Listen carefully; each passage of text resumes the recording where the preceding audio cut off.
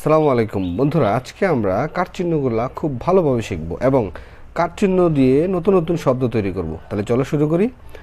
সরেয়া, সরেয়াতে হচ্ছে আকার, ম আকার মা, ব আকার বা, ব আকার বা, বাবা। রস্বইতে রস্বইকার, আমরা অনেকে ঋষিকার বলি, হ্যাঁ। দ ঋষিকার দি, দ ঋষিকার দি, দিদি। পর শিকার পি, তালবেশ্বর ঋষিকার সি, পিসি। এবার হচ্ছে দীর্ঘইকার, দীর্ঘইকারে হচ্ছে গয় দীর্ঘইকার গীত, একটু লম্বা। দন্ত নয় দীর্ঘইকার নদী। তারপরে হচ্ছে রস্যউকার, রস্যউকারে হচ্ছে বরস্যউকার বু, বরস্যউকার বু, বুবু।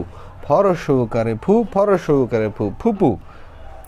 তারপরে হচ্ছে দীর্ঘউকার, দীর্ঘউকারে হচ্ছে কয় দীর্ঘউকার কুল, কুল।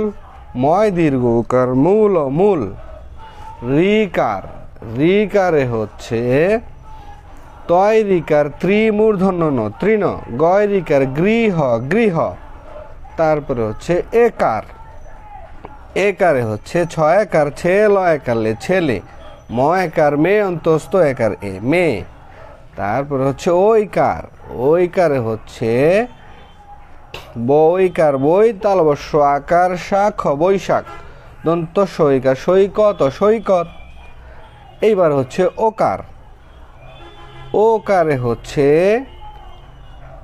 ম ওকার মো, ম মোম। ব ওকার বোন, বোন।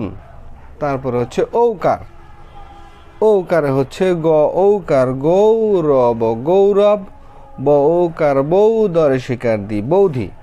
এই হচ্ছে বন্ধুরা আজকের ভিডিও।